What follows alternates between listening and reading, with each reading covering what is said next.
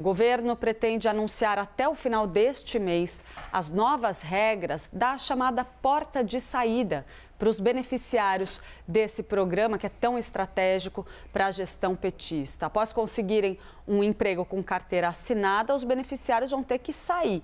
A gente trouxe esse assunto aqui no live ontem. A Basília Rodrigues e a Isabel Mega, inclusive, ajudaram ali a apurar os desdobramentos e o que estava sendo discutido dentro do governo federal. E agora a gente vai ter mais detalhes desse novo formato do Bolsa Família com o ministro do Desenvolvimento Social, Wellington Dias. Ministro, muito bom dia para o senhor, muito obrigada pela participação aqui no Live CNN.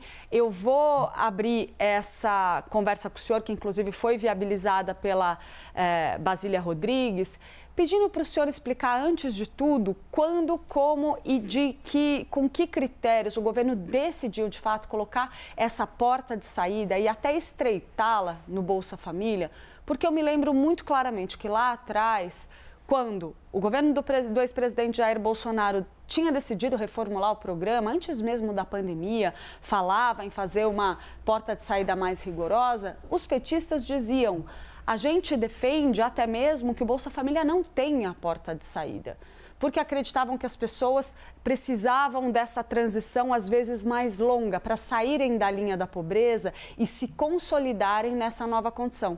E até o senhor mesmo, em conversa comigo naquela época, chegou a dizer: olha, eu tenho muitos beneficiários que entregavam espontaneamente esse documento de volta, né? Diziam ali, olha, entregavam ali o cartão espontaneamente, eu não preciso mais, e que essa transição era necessária. Tem uma pressão econômica para enxugar o orçamento do programa? Bem-vindo, bom dia para o senhor. Olha, bom dia. Eu quero saudar, Clarice, você, saudar aqui também a Basília e a Isabel, né? Estava acompanhando aqui também. Esses bichinhos a gente se apega demais, que termina em casa criando até ciúme, viu? Saudar também o Pedro Duran, todo o Brasil. Olha, desde que tivemos ali, após a eleição do presidente Lula, nós já passamos a tratar de forma dedicada sobre desafios que nós tínhamos. Lembra que, quando assumi, nós estávamos completando 20 anos do Bolsa Família.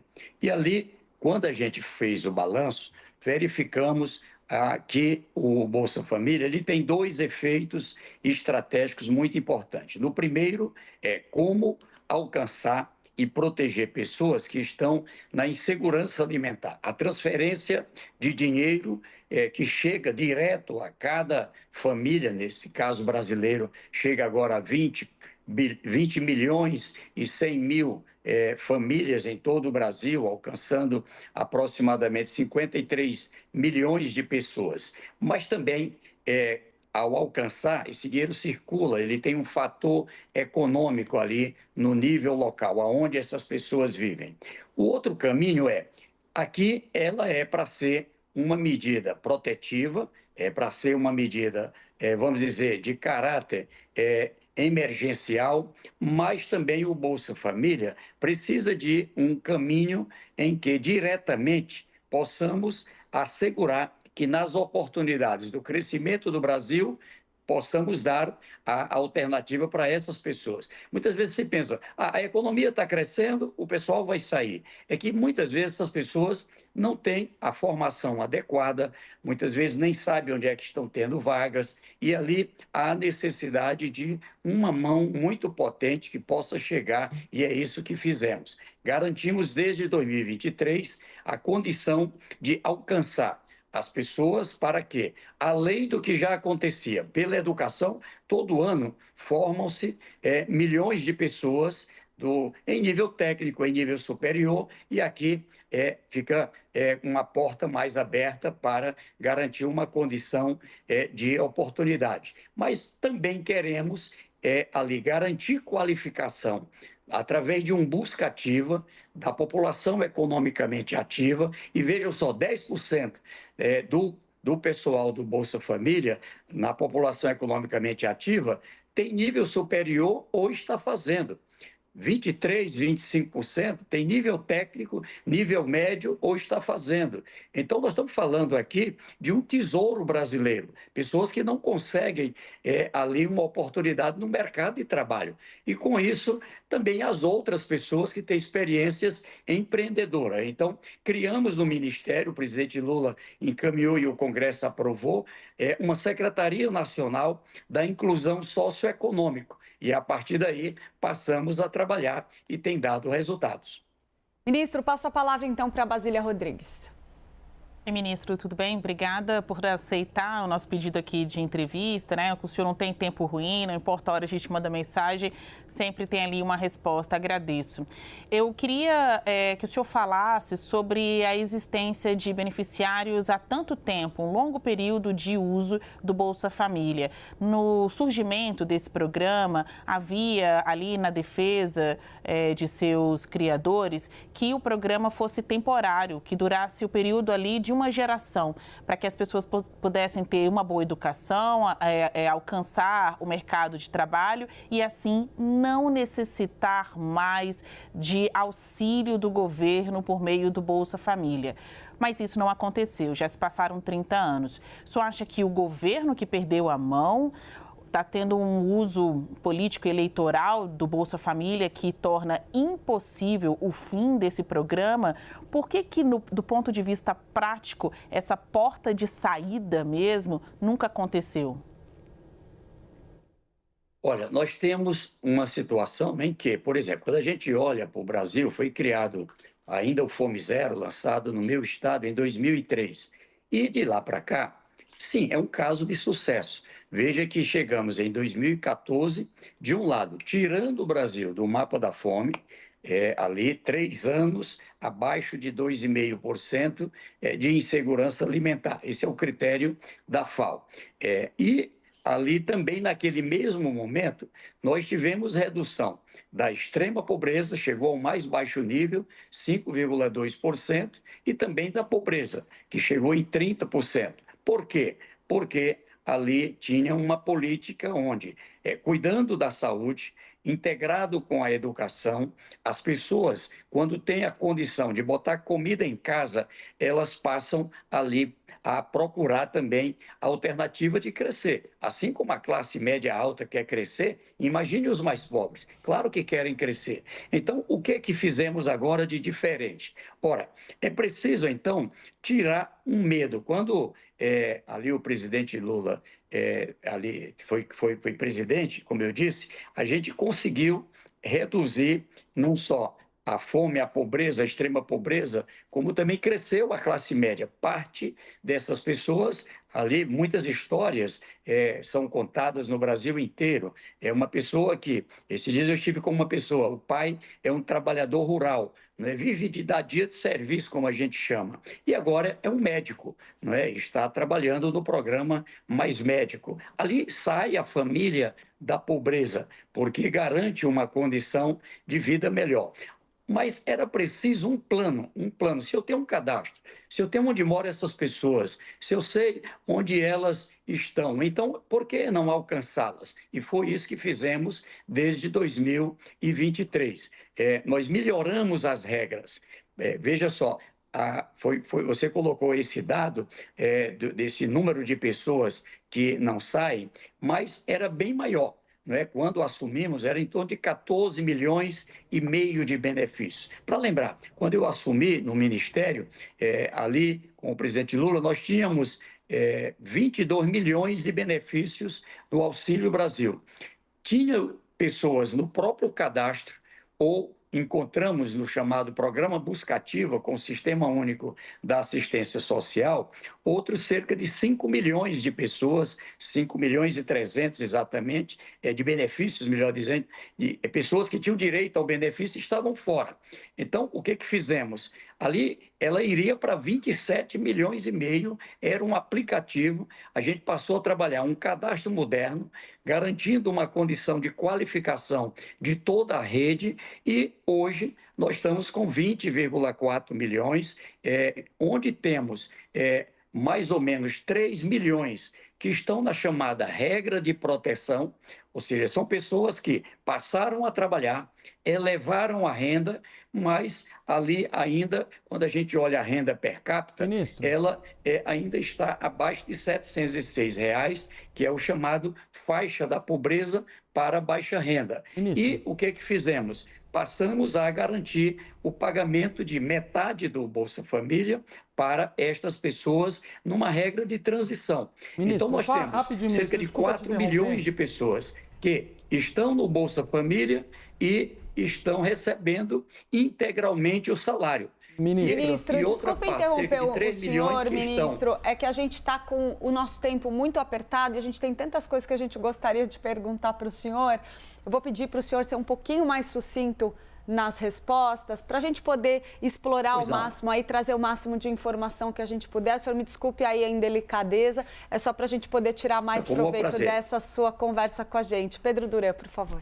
Ministro, eu até acho que é um assunto que tem relação com o que você estava dizendo, porque tem uma discussão hoje sobre o uso de dinheiro do Bolsa Família para pagar apostas eletrônicas, as bets. Essa discussão começou lá atrás com o governo, tinha uma expectativa de poder até mesmo impedir, vetar esse uso. O presidente do Banco Central, Gabriel Galípolo, recentemente numa audiência no Senado, falou que chega a 20, 30 bilhões de reais por mês o gasto dos brasileiros com as bets. Eu sei que no Bolsa Família é um percentual um pouco mais baixo, ali de 3, 4% dos usuários ou dos beneficiários do Bolsa Família, mas eu queria saber, o governo largou de mão dessa ideia ou de restringir o uso do dinheiro do Bolsa Família para apostas eletrônicas, ou tem um plano para tentar fazer com que não haja essa distorção? Não desistimos, Pedro. Você sabe que houve uma judicialização. Quando a gente olha todos os brasileiros, 52% dos brasileiros com mais de 18 anos dizem que jogam. Quando a gente olha o Bolsa Família, que nós estamos falando de aproximadamente 25% da população, aqui 3,4% que jogam. Mesmo assim, a gente conseguiu adotar um conjunto de medidas, como o não uso do cartão crédito, não garantir, fazer toda uma política direcionada às famílias, porque o que a gente quer é dinheiro para atender a necessidades básicas da família. E te digo, isso está acontecendo. Junto com o Ministério da Saúde, estamos trabalhando para o tratamento de pessoas que estão na dependência de jogos. Então, eu digo que aqui da parte do Bolsa Família, a gente sim, não só já adotou medidas, como estamos aguardando o judiciário ali para uma decisão final e o que for decidido, vamos cumprir. Ministro, vou passar a palavra para a Isabel Mega, mas na medida em que o senhor ali contemplar os questionamentos dela, queria que o senhor já contemplasse também um comentário a respeito da fala do presidente Lula ontem, a respeito do Bolsa Família, em que ele disse que o Brasil não pode mais ser só um país de pobres que só vivem de Bolsa Família. Tem uma mudança do discurso do governo como um todo também, né? Isabel, se quiser pegar daí, e aí a gente já engata nos demais assuntos. Desculpa a interrupção aí, gente. Oi, ministro, bom dia. A minha pergunta vai bem nesse sentido da pergunta da Clarissa também, trazendo esse contexto da fala do presidente Lula e sobre essas atualizações que o senhor está explicando para a gente. Para além de redefinições sobre esse prazo que deve cair pela metade em relação à porta de saída para quem tiver um emprego com carteira assinada, que outras atualizações estão no radar do Ministério hoje, pensando, sobretudo, que é um programa necessário, existe por um motivo e, historicamente, trouxe ali muitas possibilidades para muitas pessoas, mas, por outro lado, também é um programa que representa um custo altíssimo, tanto é que a gente teve um corte orçamentário muito recente agora nas discussões para esse orçamento deste ano. Foram 7 bilhões, né, ministro? Isso é muito significativo no momento em que o governo precisa tentar enxugar também alguns cortes. Queria que o senhor trouxesse para a gente como é que vocês cruzam todas essas informações. A fala do presidente Lula é algo nesse sentido? Pensar do ponto de vista orçamentário, como é que isso pode passar justamente por atualizações que vocês têm em mente? Olha, querida Isabel, primeiro afirmar com muita segurança, o orçamento aprovado garante recursos para pagamento a quem tem o direito, não só ao Bolsa Família, mas ao BPC, a todos os programas. A ordem do presidente é direito a quem tem o direito, mas também o combate à fraude. No combate à fraude, ali no mandato anterior, nós tínhamos situações de falsificação de documentos, o cadastro foi completamente desfigurado e isso foi trocado por um aplicativo, gerou muitas fraudes. 4 milhões e 100 mil fraudes e irregularidades encontramos de 2023 para cá. Nos cálculos do Tribunal de Contas da União, cerca de 34 bilhões de reais por ano era o prejuízo que estava apontado. E isso passamos a corrigir e estamos prosseguindo. O valor da redução, ela vem acontecendo desde 2023. Para lembrar, a gente começou ali, tinha uma autorização de 175 bilhões, depois fechou com 168 bilhões e agora é mais ou menos 161 bilhões por ano. Por quê? Porque nós estamos tendo bastante sucesso em relação ao combate à fraude e também a superação da pobreza, coerente com o que quer o presidente Lula. Ou seja, é um país que dá a mão para tirar da fome, mas também a gente encontrou ali 33 milhões e 100 mil pessoas na insegurança alimentar. Lembra os Yanomamis ali, naquelas cenas iniciais? E agora nos aproximamos de 5 milhões e vamos atrás esse ano 2025. Garantir que a gente tenha a redução da extrema pobreza. Estava em 9%. A extrema pobreza caiu para próximo de 4%. A pobreza ela tinha caído para 30%, subiu para 36%, e agora a gente trouxe para perto de 25%.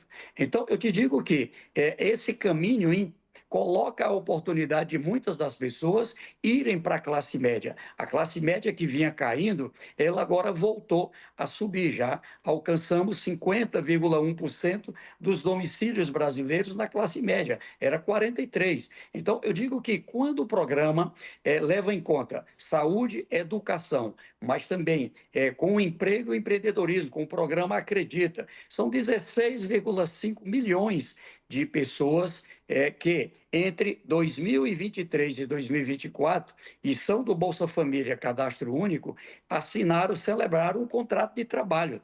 O ano passado, 98,8% das vagas do saldo positivo de emprego do CAGED é o povo do Bolsa Família do Cadastro Único. Esse ano já, aí 574 mil vagas, 67% é o povo do Bolsa Família do Cadastro Único. Então, essa mudança para tirar o medo, ela está acontecendo, ela está dando o resultado, porque agora, primeiro, entrou, quando perde o emprego lá na frente, não tem mais fila.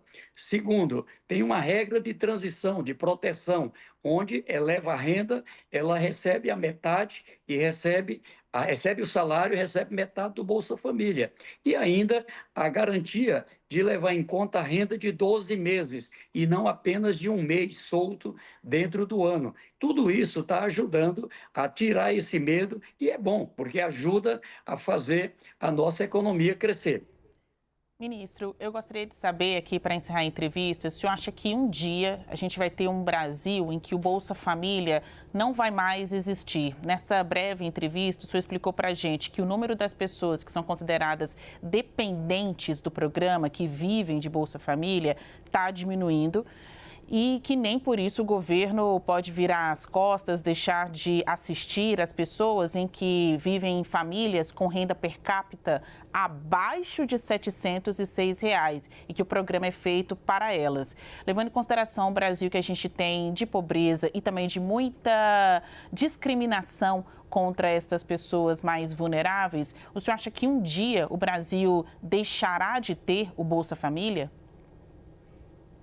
Ô, Basília, eu acho que a gente já estaria num patamar mais elevado se não tivesse tido os desmantelamentos que tivemos. Agora, quando eu estou na presidência do Conselho da Aliança Global contra a Fome e a Pobreza, ali estão quase todos os países do mundo e os países mais desenvolvidos. Todos os países, por mais desenvolvidos que sejam, eles estão mantendo regras de proteção.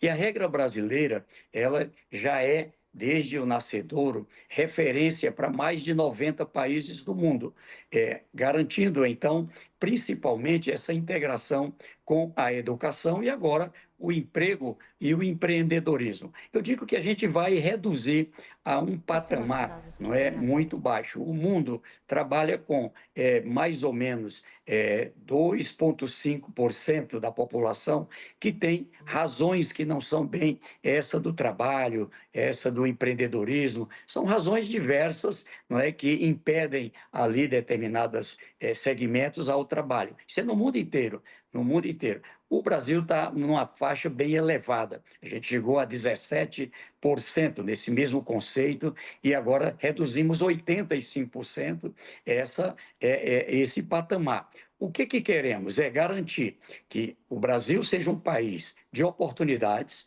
aqui prepara as pessoas, né, pela educação e por cursos de mais curta duração, assistência técnica, né? Nós estamos comemorando os primeiros 200 mil empresários e empresárias do Bolsa Família do Cadastro Único e queremos alcançar muito em breve 1 milhão de empresários e empresárias do Cadastro Único, mas também garantindo que das oportunidades de emprego, qualificando com o setor privado, qualificando com o Sistema S em todo o Brasil, a gente possa também abrir portas para o Brasil ser um país desenvolvido em sentido pleno, econômico, mas também social, com uma robusta classe média. É isso que nos coloca menos dependência de outras crises de outros países. Ministro, muito obrigada pela participação aqui no Live CNN. Nós conversamos então com o ministro do Desenvolvimento Social, Wellington Dias. Foi muito grande a sua ajuda aí em permitir que a gente compreenda melhor essas mudanças no programa Bolsa Família. Obrigada, ministro. Eu que agradeço e um bom dia. Feliz Páscoa. Para o senhor também. Obrigada aqui para os nossos analistas. Daqui a pouco a gente volta.